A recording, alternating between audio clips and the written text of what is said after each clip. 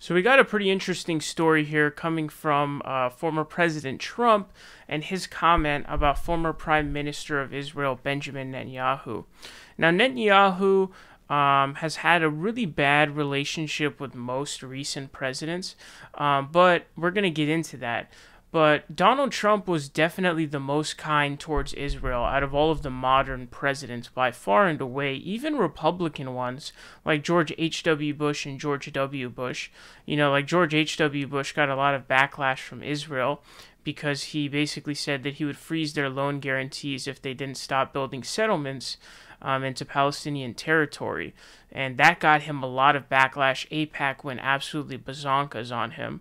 Obama and Netanyahu obviously had a horrible relationship, and Bill Clinton hated Netanyahu's guts as well, and we'll get into that. But Trump gave up the Golan Heights to Israel. He also made the capital reside in Jerusalem, so that was making it Israel's capital essentially, with the U.S. Embassy being there, and that was huge because obviously in a two-state solution, Palestinians and Israel would split it in half, right, Jerusalem.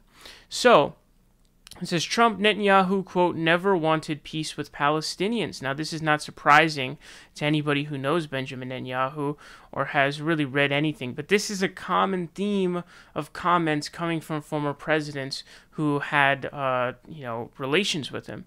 It says former President Trump said in an interview published on Monday that he believes former Israeli Prime Minister Benjamin Netanyahu never had any desire to establish peace with the Palestinians during his 12-year term in power.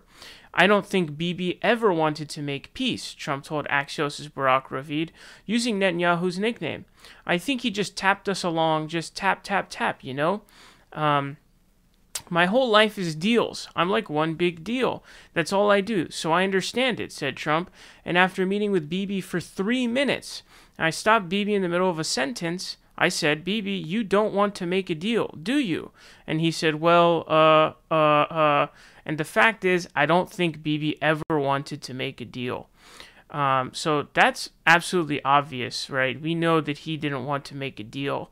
Now, what's bizarre about this is Trump and Netanyahu obviously had some strange relations. I think Trump had turned on Netanyahu because there were like roughly 5,000 elections done because it was between him and I think, who was it? Was it, I'm forgetting his name right now, but he was going up against another prime minister and there was a complete, there was no way to get a coalition. So they had like 5,000 elections.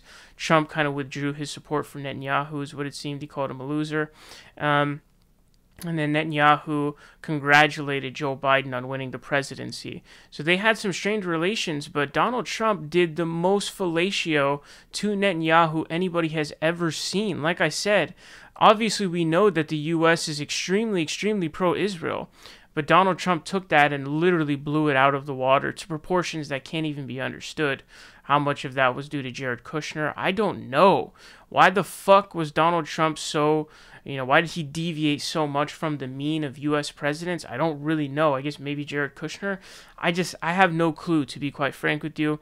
Especially because during the campaign, I thought he was saying stuff about trying to, support both sides or something.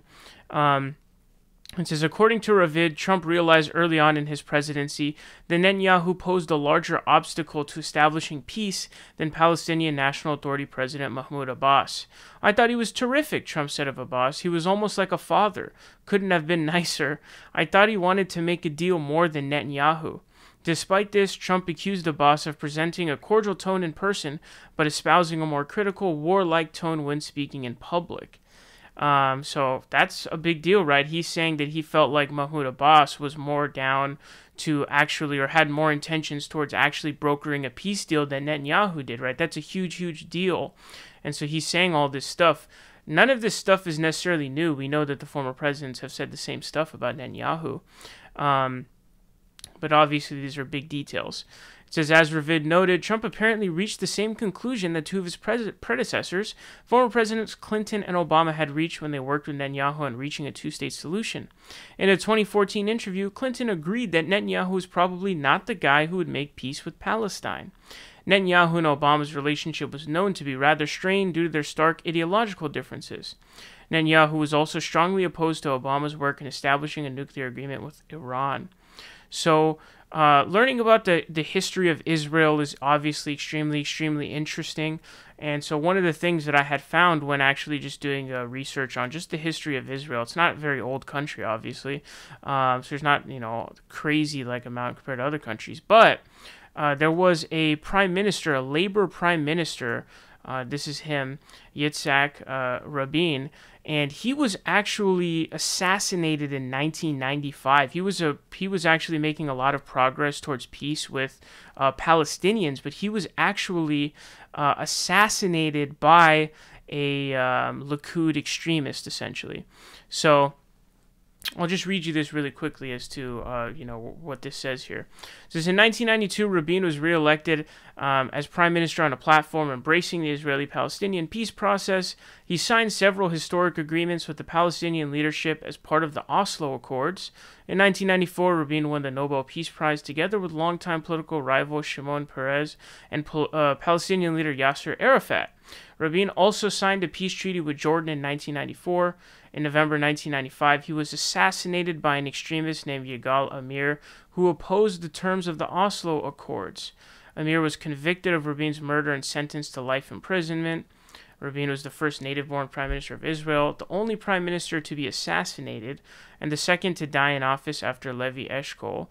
Rabin has become a symbol of the Israeli-Palestinian peace process. So, it was a right-wing extremist that actually assassinated him because he was trying to bring peace with the Palestinians. So this idea that, essentially what this shows is the idea that, the Israelis just want peace and it's just the Palestinians just won't accept it, just isn't true. You have multiple presidents explaining that the leadership of Israel, the recent ones especially, saying that essentially Netanyahu does not want peace. He is not going to be the one who is going to bring you peace.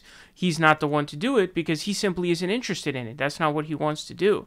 And it's also interesting seeing some of the stuff that Bill Clinton said about Netanyahu. Bill Clinton hates Netanyahu's guts.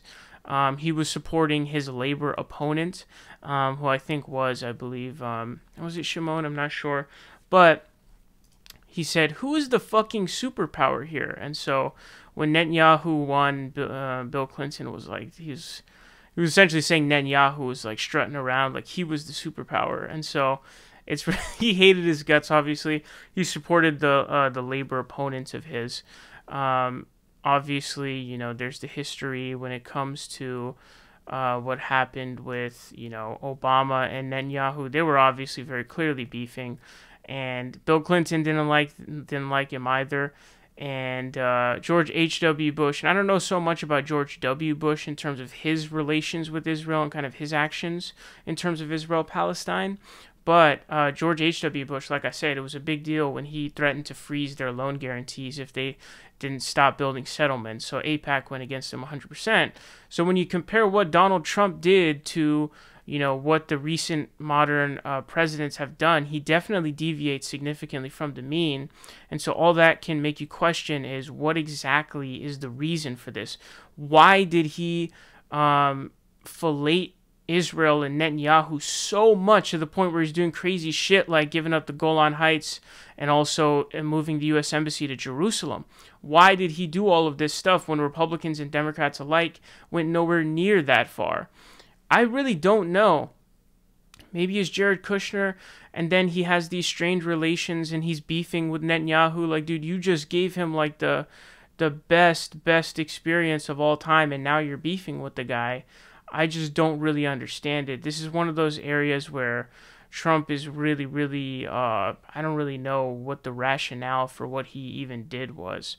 But knowing about the history of Israel is obviously very important, and, these comments also contribute to the growing body of work and, speech that has been said explaining that it's not that Israel wants peace and that Palestinians just won't accept it. Trump here is saying that actually Abbas was more down with actually having a peace accord than Netanyahu was. So obviously this is a really huge deal here. And when you look at the history of the situation, even like the Bill Clinton Accords that he tried to pull, like the Camp David Accords, that was also a situation where it was very mismatched, and the U.S. was trying to be Israel's attorney instead of being a mediator. They didn't follow the Jimmy Carter process. Bill Clinton kind of botched that pretty bad. But yeah, a very interesting story here on Israel-Palestine.